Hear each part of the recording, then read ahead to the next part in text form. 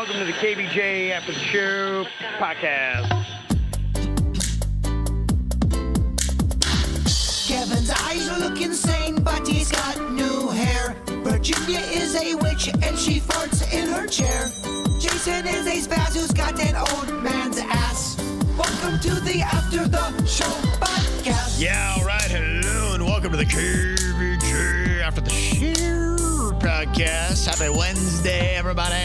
Happy Wednesday. Today is National Pumpkin Spice Day. Oh, it's kicked in. Okay, it's here. They have to have a day to celebrate it, apparently. And it's also National Hair Day. So just don't get that pumpkin candle wax in your hair. It's tough to get out. You got one candle wax in your hair before in the bedroom? I've got it probably in every bedroom. Or every room, I should say. He's done it in every room of his house. No, not everything's about sex or being carnal. No? Yeah, sometimes just you get candle wax in your hair. While you're wearing a GIMP mask. Yes.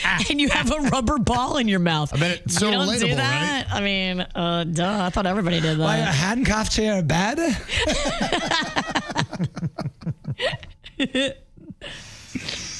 Well, we are just down to our last couple of tickets for the KVJ horror movie that is going to be premiering next Saturday, October 11th at the Maltz Theater in Jupiter. Those tickets, $20 each, on sale at kvjshow.com. Let's see how many we got left. How many are left? I know there were around, I think maybe 50 left, if that. Yeah, it was almost completely sold out. Okay. So I would grab them while you can. It's the back seats that people aren't buying. But me and Virginia were talking. The back row is kind of a cozy row. I've sat in that row before at the Maltz for a production, and I loved it. I think there's no bad seat in the whole entire house. They've laid it out like every seat's a good seat. Mm-hmm. They call that the hand job section. That is sweet. Mm-hmm. I'll bring that pumpkin. Bottomless pumpkin? Bring that pumpkin candle. Mm-hmm. Got an email from Jamie in West Palm. He said, I've been thinking about all these horror movies that Jaybird has done. I wondered how much money he has spent out of his own pocket to do these, and does he get reimbursed? No. No, I do not. I do it for the love of the game. And we do it for charity as well. But no, I don't get paid a single cent. I get quite in the red after these movies, but whatever. You spend thousands each movie. Yeah, but I love doing it. And I think it's fun. Since I was a little kid, I always wanted to just make some movies with my friends. When you're a creative person, you have to create. And people that aren't creative don't get that. But this man is creative, and it feeds his soul to make this movie. So he's happy to pay a little monetary price to have that soul filled. Yeah, I also I think it's fun to do. I think it's cool when we're older. You can always show it to your friends. Hey, look, we were in a movie together. I made this. Even if it's a shitty movie, it's still fun to be in. Of course. You have your friends, your family, and then KVJ Nation in there, and it's for a good cause. To me, it's a grand slam. And they're all different too. All the movies have totally different stories, and it's just creative and fun. And Jamie was also want to know any ghost story updates. Not really, because I am very distracted right now. The last weird thing that happened was when I was in a very low place mentally, and I was sitting on my couch, and honestly, I just felt like a werewolf. I did. I just didn't feel good. And my entire werewolf bar, the head, the hands, they're all up there separately. They all come crashing down right on top of the costume I've been wearing throughout the entire movie. It just was fucking weird. And I was thinking weird things, and that all happened. And it was kind of like symbolism. It was like right on top of the costume. I didn't like it. But then I go, you know what? Maybe it's a good sign. At first I thought it was a bad omen. Then I go, that's a good omen. Keep the werewolf spirit. Go over there to the bar. Make a drink. I did. I absolutely stepped over that fucking werewolf's head and made myself a drink. I mean, now there's nothing that can come crashing down on your head. You could make a drink in peace. You are right. As I was poking my eye out a little bit with the werewolf's snout. Yeah. He lined up the very pointy part of the werewolf with right at your eye level as you come to make a drink. I will say this. If you are 5'8" or below, that bar is awesome. That's a good. We had some adjustments to make anyway. Mm-hmm. Now, Yasix has got a thought here on the Super Bowl halftime show. She said, I came across a video that mentions that the decision to have Bad Bunny as the halftime show artist is just a way for the NFL and Apple to partner up and to sell those new Apple AirPods 4 and any AirPods Pro 2nd generation or later that can translate languages in real time. So anyone who's complaining, they're going, I can't watch that Bad Bunny. It's in Spanish. I don't speak that freaking language. They'd be like, oh, well, then just put in your AirPods and you'll be able to understand every lyric of what Bad Bunny says. Oh, I didn't even know that. I did not either. Thank you, Yasik. An interesting thought. Yeah, I mean, everything with the Super Bowl is sales. I mean, that is the whole thing. It's about making money. And this is a strategic decision, trying to expand their largest growing demographic. I do understand that. There's no hotter Latino artist that at least we know is Bad Bunny. And also, too, he's American. You know, I think anybody else, like Karol G, I don't think she is. She's Colombian, I believe. Okay. She's not American, as far as I know. Shakira lives in Miami, but again, not American. Colombian. Mm-hmm. You're right. They got a lot of artists in Colombia. Yes, they do. She said, I do understand the outrage from the hardcore football fans, but we need to put aside our emotions and see the bigger picture here. They trying to sell us something, and the more the outrage, the more the promotion. Know what I mean? Oh, yeah. Well, Virginia nailed it yesterday. As soon as you got people bitching, moaning, belly aching, fighting, all that equals dollars. Rage is money, baby. Yeah. Yeah, and I think everybody needs to hold their judgments until after you see the Super Bowl halftime show and see who Bad Bunny might bring out. Because, look, he's got to be hearing it. They got to be aware of it, saying, I mean, come on, you got an artist that does all Spanish, and, you know, what is the percentage of the total overall audience that is going to be fluent in Spanish? It's not much of a prediction, but on Monday when we come in to talk about it, Bad Bunny was amazing. Bad Bunny was fucking terrible. Bad Bunny was great. Yeah. Fuck Bad Bunny. Right. And, you know, I'm sure they know that. I don't know of any artist you're going to have that's going to be oh, my gosh, they are the absolute best of all time. Unless you reunite the Beatles.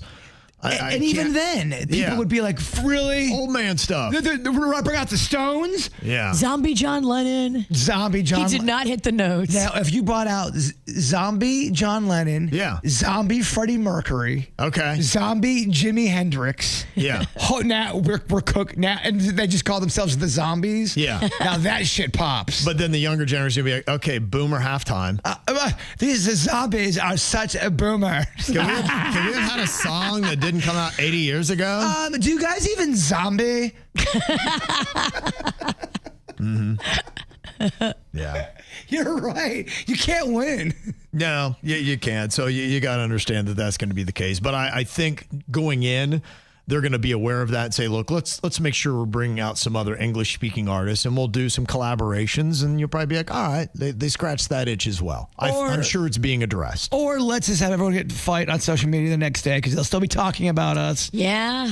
Fighting equals views. Well, I just feel like every year it's the same conversation. Who are they going to bring out? They never bring anybody out. The only time they ever did that really was during the hip hop one. That was the best one. I loved that one. Me too.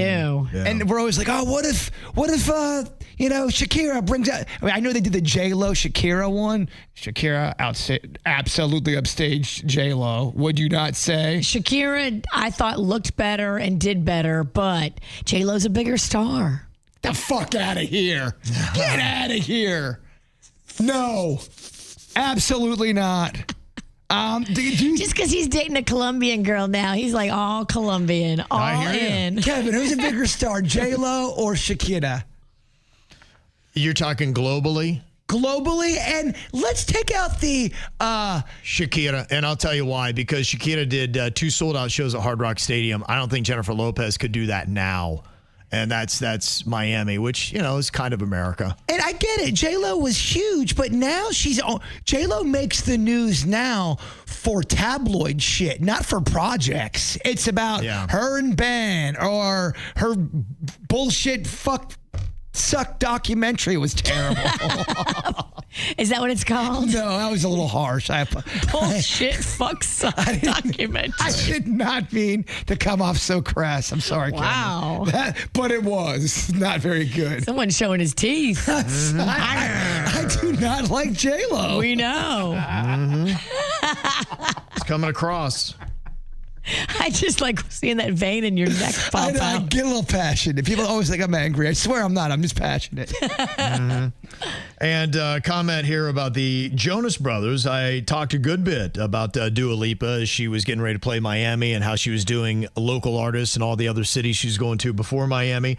And a reminder that the Jonas Brothers are doing that as well. We've played some of their clips, and they're both doing the same thing, and I think it's very cool.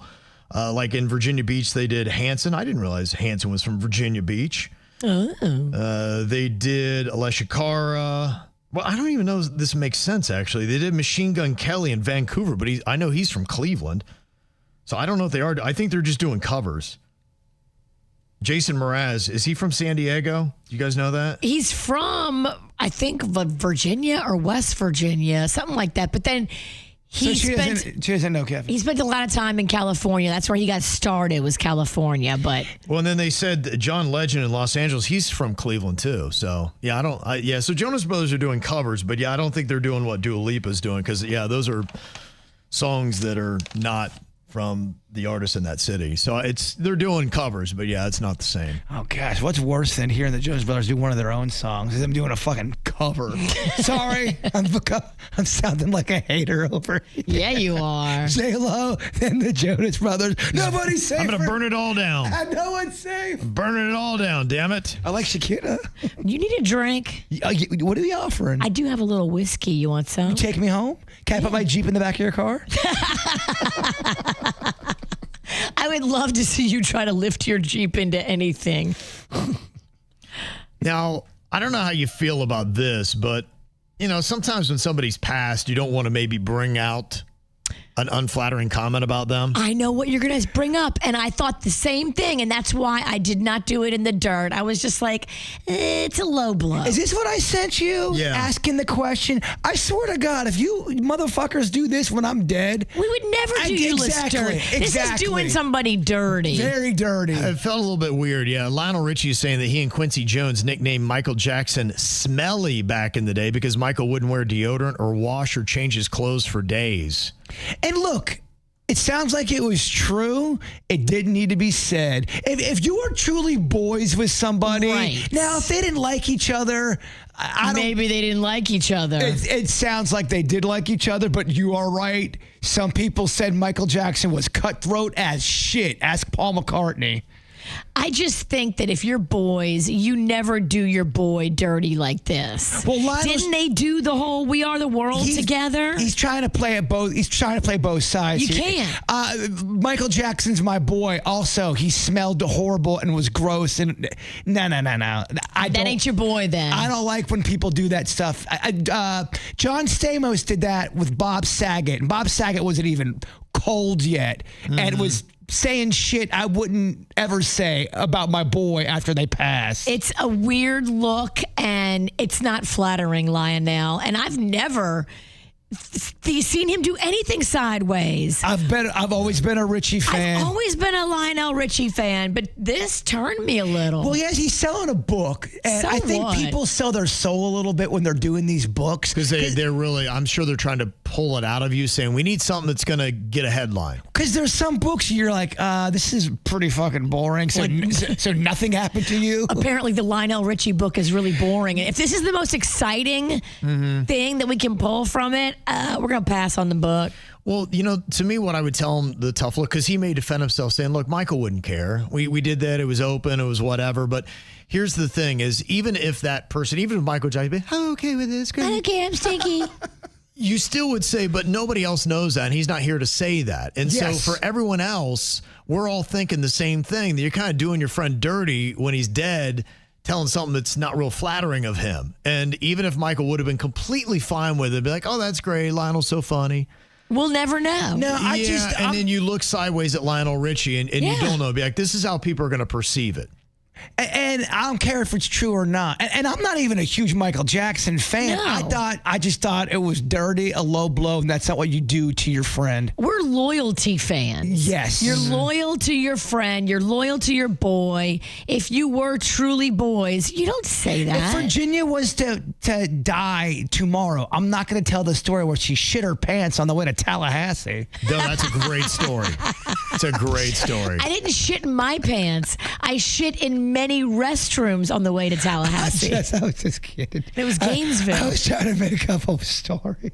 It was Gainesville. That really did happen, though? Yeah, because I ate those XLax cakes. Remember on this stupid show? It was crab cakes. We had 3 cakes in front of us, and each of us got to pick their own cake. One of them was filled with XLax. The other 2 were just filled with regular chocolate. And I picked the XLax cake, and it was when Panda and I first started dating, and we were taking a road trip in his car to Gainesville to go to a Gators game, which I didn't want to do. So that's a good punishment to bring back. We haven't done that in a long time. XLax cake rocked my Friday. We did it on a Friday morning, and then right around Friday at noon, we got in the car to go drive to Gainesville, and I left shits in about 6 different rest stops from here to Gainesville. Wow, that's a lot of counties. It's a lot of shits. That's a lot. Clean me out, though. Your girl felt light as a feather at the football game. Okay, that's good, right? I was like so skinny. Yeah. You really do go down the list of all the fucked up shit we've done to ourselves because of this show. So messed up. And that's just a physical problem. We've had shit go wrong, personal, Mental, mental problems, financial. It's a lot there. We've had major issues on everything that could break you emotionally, financially, spiritually. but we love it. Mm-hmm. We asked for it. You came back, didn't you? Yeah, I love it. Yeah.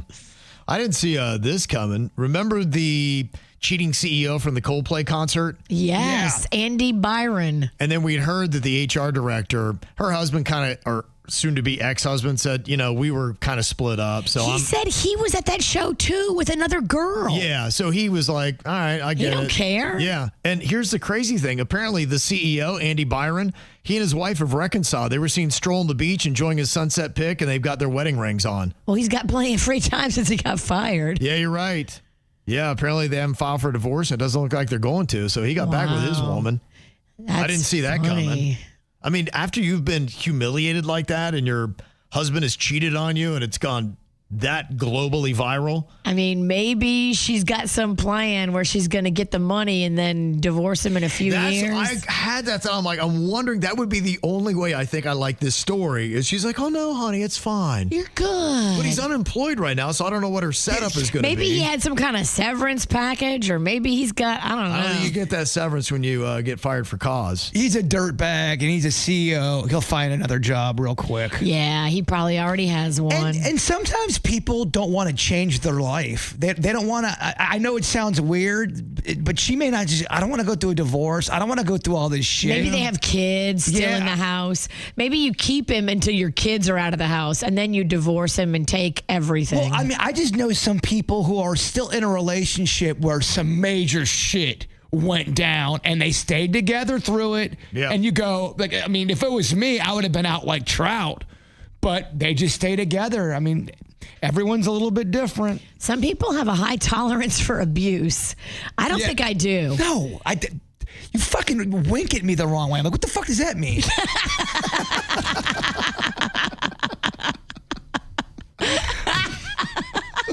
Right. That's the Sicilian in me. I got it from my mother. You a spicy bitch. Boy, I got a lot of feedback on that Black Rabbit that I was talking about, the Jason Bateman, Jude Law, Netflix. Yeah, what are you hearing? Awesome. Just Okay. it's really good. You know what? I think they just said it's kind of like Ozark, but it's dark and it is gritty.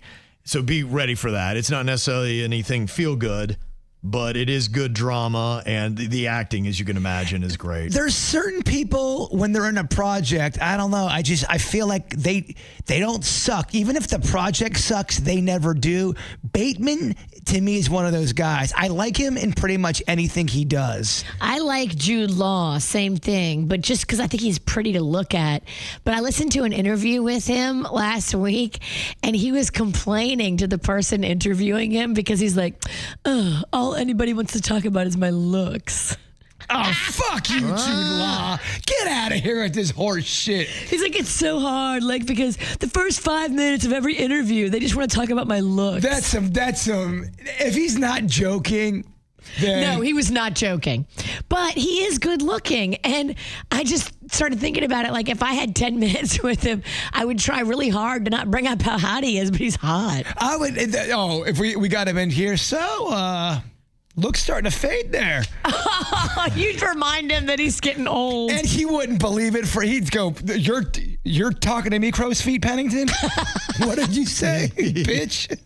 Yeah, it wouldn't even faze him because he knows it's not true. Yeah, he knows he's pretty. Mm-hmm. Yeah, but I'm hearing a lot of stuff. One says that huge fan of Ozark. I had such high hopes when I started on Friday. This would be maybe the one exception. I have not finished it, and I don't care to, and I'm always a finisher. It is dark. It is literally dark, the entire show. The restaurant is dark inside, and the characters are also dark. It is so boring to me, and I can't stay with it. It's just so mid and subpar. I mean, one of the characters even loses a finger, and it still couldn't keep me going with the odd plot. Something is just very amiss, and I'm not a huge fan at all. It definitely needs to go to the bottom of your list. There are many other shows you really need to jump on, especially on Paramount Plus, as you already know. That's the one thing I've noticed, not with everything. Why are they filming everything so dark now? And I'm talking about a lighting. Right. Anything Disney does with Star Wars, you have to like almost go up to the TV to see what the fuck's going on. I don't understand. It's not. I don't think it makes it good for the viewer. I don't see how they like that. It doesn't make it good for me. I don't like that at all. Mm-hmm. Maybe it's not that dark, and this whole time I just needed better glasses. Like, maybe your brightness is down on your TV. That'd be a great way to mess with Jaybird. Next time you go to his house, turn the brightness all the way down on his TV. He thinks it's his eyes. See what I'm saying? I can't find my remote right now, so fuck you in your face. I'm watching the new Reading Rainbow, and even it's dark. Reading Rainbow, the brightest fucking thing ever. It's so dark, Kevin. It's not even Reading Rainbow. Can't even see the colors, Kevin. What an ultimate way to fuck with this guy. And probably, honestly, I bet you any money everything I'm watching isn't dark. I bet you're right. My TV color's down and I can't see. I bet everything you said is truthful. And Ann said, I agree with that comment. I turned it off. It's nowhere near as good as Ozark. Okay. Oh. Thomas said Jason Bateman has a little bit of a Big Lebowski in his Black Rabbit character.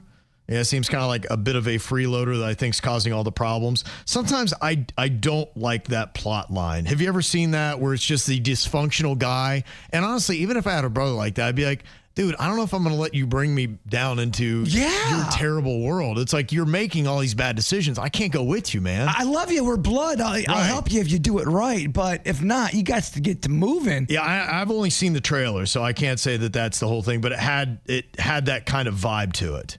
That was the one thing I was like, I don't know, man. I'd be like, if I'm Jude Law, I'd be going, fuck yourself, man. Wait a minute. Your own problem. Hold on. I'm sorry. I couldn't hear you. I was too busy looking in the mirror. I was mesmerized by my looks. Everyone talks about my looks. He's a pretty bitch. He's British, right? Yeah. Because if not, he is. Okay, I'm British and I'm pretty. Well, then if he's... that makes him prettier. His accent actually makes him hotter. So if all of a sudden he starts talking like this, I'm going to 89th and 4th, you're like, well, I think he would have to if he's supposed to play Jason Bateman's brother. He it's does. Like, what, one's British and one's not? He speaks American. Yeah, that's crazy when those British actors do that. I know. I'm wondering if British people, when they see Americans do that, do they think they do a convincing British accent, or they see right through it? Look how we try to do English. No, I've heard people critique. And there's more of them now. The girl on Yellowstone, she's that plays Kelly, his daughter, the blonde. She's British. The girl from Succession, that was the daughter. That She's one. really British, and she has and then you see him in an interview, and I don't even know because you only see the show, and they do an interview. I go, what the hell? She's British? That is a mind Where's that F. come? It does. It throws me off. I'm like, wait, what's going on here? You're man? not supposed to be British. Spider-Man. He's what's his name? The little pretty boy that's engaged to Zendaya. He's British as well. Wow. Tom Holland, is that his name? McGuire, yeah, or Peter. I don't know. Fuck. You got the floor. No, It's your floor. No, I broke. Are you okay? No, that to your point, the woman from Succession. Yeah. I had no idea she had an accent. I saw her. It's thick. It blew Very me away British. because her American accent is top notch. See, almost like Cockney. He's like, hey, how like Yeah. Cockney? And you're like, what? Yeah, it was good. Where did that come from? One little feedback here from Samantha. I was wondering if you guys got into the Charlie Sheen documentary on Netflix, Crazy Party Stories. What I found interesting was the first part. He was talking about his career. He was the original pick to play Daniel's son in The Karate Kid, but the studio would not wait for him to wrap up his other project, so they went with Ralph Macchio. Imagine if you were the Karate Kid. How would that have worked? Not very great. That would not have been good. But you wouldn't have known. I wouldn't have known, and that does mess with my head a bit, but I can't see it. I really can't. Yeah. Charlie Sheen had a bit of an edge to him, even when he was trying to play the nice guy. He had an edge. Daniel was a little pussy. That's why it worked. And it did. You're right. He had the right physique and everything that I don't know Charlie Sheen possesses, and in the right energy too. It did work perfect. It was perfectly cast. Yeah, and Daniel honestly kind of deserved to get his ass kicked a little bit. Team Cobra Kai. Cobra Kai? Or die. It's never die. Oh, sorry. Or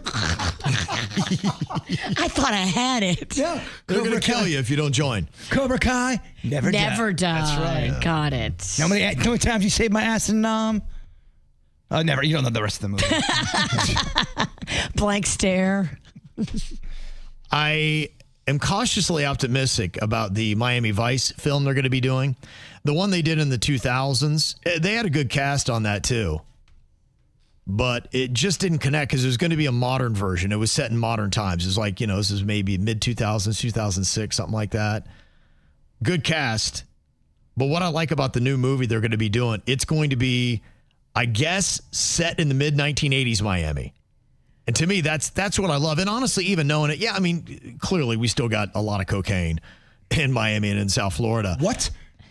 But it was the 1980s where it was so pronounced because it hit the scene and it changed Miami. And I just know from watching Cocaine Cowboys, and you see the downtown, and it was a sleepier town that had a weirder mix, and all those things tied into it with the rush of cocaine money and everything came in, and then the violence that happened. It wasn't like that in 2006 where they needed refrigerator trucks because of all the bodies that were laying in the streets because of the drug trade that was hitting Miami. Yeah, that would be the big difference of the violence because people were just getting shot in the open and no one gave a shit. Yeah, the whole town just was, and also you had the racial divide too. Miami was a pretty gringo city until that point. And then, you had, and when you watch the special that they had done as well on the Canes, they had talked about kind of the racial issues and, with the Canes football team and how you had, Coral Gables, which is a very white bread town, and the football players would be rolling through town like going, who's that guy? And it was just so Miami was going through a lot of that stuff. They had the Overtown Identity riots. crisis. Yeah, they had the Overtown riots. You had the drug stuff. There was just so much in Miami then that you really sets a great backdrop for everything that you need. 2006 wasn't the year to do the movie. The mid-1980s is the year to do it. So they're going to get it right by doing that. And the cast, Michael B. Jordan, Glenn Powell. Man, does Kevin light up when we talk about cocaine? And Glenn Powell. And Michael B. Jordan. I freaking love Michael B. Jordan. Michael B. Jordan. Come on, Friday Night Lights. In fact, I think I'm more excited by Michael B. Jordan. Glenn Powell's great too, and he's a hot name, but Michael B. freaking Jordan, man. Okay, That's Kevin's amazing. man crush. Kevin's got a cocaine bone piece right now. I have a huge cocaine boner, which is weird because cocaine usually kills your boners. Yeah, so it's weird to have one while talking about cocaine. Discussed earlier in the week, I think. Yeah, look at you circling back. Yeah, but the cast was just announced. And so I think that's awesome. And then the guy who did the Top Gun Maverick, the director, is going to be directing this as well. So you got people that have got Okay, they're doing it in the right era. He knows how to do a remake. Yeah, I just feel good. Now, they're going to start filming in 2026. I imagine they're going to be filming in Miami. It comes out in 2033. It is coming out August 6, 2027. They've already got the release date. So I'm like, all right, here we go. That could be great if they do it right. Yeah, and Nate said Michael B. Jordan's great, but the last movie sucked, and I agree with you. I'm telling you why I'm optimistic that this one will be different. Well, the other thing, too, is not every movie you do is going to be awesome. No one bats 1,000, baby. Right, Nobody does. Right, and they did the last one wrong by having the concept set in modern times. That wasn't the right thing. Yeah, I mean, like I said, you still got cocaine to talk about, but that's where you capture it. Because Miami, the fashion too. Miami was I was in Southeastern Ohio, and Miami was so influential in our little ass town with a bunch of hillbillies because we were watching that stuff and we were wearing the bright colors and everything because it was what was going on in Miami. It is cool to see. I want to say it was Mindhunters set at a different time period. And the reason why I loved it, it was a great story and it was a great show and it's based on true facts, but they had to do timepieces and you had to see old looking cars and old looking clothes. It was neat to look at. Yeah. And you have to have so much continuity. You have to have probably 30 people watching for everything. It'll be cool to see all the cars from the 80s, the clothes from the 80s. Mm-hmm. I love it when they have that. And you know what? That's going to be a lot more visually stimulating as well. Yes, I agree. I think this has all the recipe right now. They obviously have to make it and do a good job, but it's set up right now to succeed. I'm okay if you try to do something like that, fucked it the first time, and then you actually scrap it, reset, and do it good. I think they have something to learn from. You know, they know that the last movie wasn't a raging success. So they say, okay, what did they do and why was the original so good and why did it work, the TV show? And let's be more true to the TV show, which we knew worked in that era. They're doing another Batman, Superman movie, and it's about them, but the whole thing's about them 69ing each other. Huh. It's interesting. Have you seen that, Kevin? No, I haven't seen that. Comes out in 2028. Yeah. They did say that Superman is going to be hitting HBO Max. I think it's out already. Yeah, hit the platform September 19th. They said 13 million views in its first 10 days. Yeah, I gotta watch. I gotta watch it again. They say it's HBO Max's strongest movie debut since Barbie began streaming in 2023. I said I liked it and got a shit ton of hate for that. Like, Bird, really? You like this new Superman movie? Like, well, yeah. So fuck you. I'm like, all right. I sent that message. Yeah, you would send it. I'm just kidding. Lex Luthor. And Paramount Plus is streaming the Naked Gun reboot. It did 100 million worldwide. I saw it in the theater with Rocco and Panda, and it wasn't bad. Look, 100 mil worldwide for Naked Gun. I think that's a success. It's a win. We chuckled, and next to us in the theater, it was a few cops that were KVJ Nationers, and a lot of the movie, is about police, and they were laughing. They were enjoying it. So It's really funny if you're like in law enforcement. Mm-hmm. That is kind of cool. And we were talking earlier about the term for Wendy's new chicken nuggets. Tendies? Tendies is what they're going with. Virginia was talking about how she loves the term nuggies for chicken nuggets. Nuggies. Maybe it's not the word, Kev. Maybe it's the way she said nuggies. Yeah, you're right. J-Tow, Dorito. Yeah. Mm-hmm. You're just mad because my inflection is so sexy. And Sean said, what about the Ale House's Tush Push burger? Yeah, I mean, it sounds funny for a burger, but yeah, I mean, if you don't, especially if you don't know the play that the Philadelphia Eagles run with such great success, it does have a weird name. It's where they push the quarterback into the end zone. By his ass. Yeah, but so that's why they call it the Tush Push. You don't know that. You're thinking, is this what is this? Ass burger? What am I about to put in my mouth? Yeah. Yeah, I do get it. It is kind of clever, but I'm going to pass on the ass burger. Maybe not the best name for a burger. Who knows? You could argue that. All right, well, that is it for us. Making our way through the week here, heading to the weekend. He's going to be a little bit wet in South Florida just looking at things. Looks like we got a week ahead of wetness. Yuck. That's because you're walking around getting everybody wet, Kev. Oh, is that what it is? Yes. Right. I don't think that's it. No, it's not at all, but thank you. That's messed up. I'm trying to give him a compliment. Just kidding. Everyone's wet, Kevin. All right, It's well, you. whatever's making you wet, enjoy it. Dry yourself off. Just we'll see hope you it back here gets tomorrow. wet. That's it. Goodbye.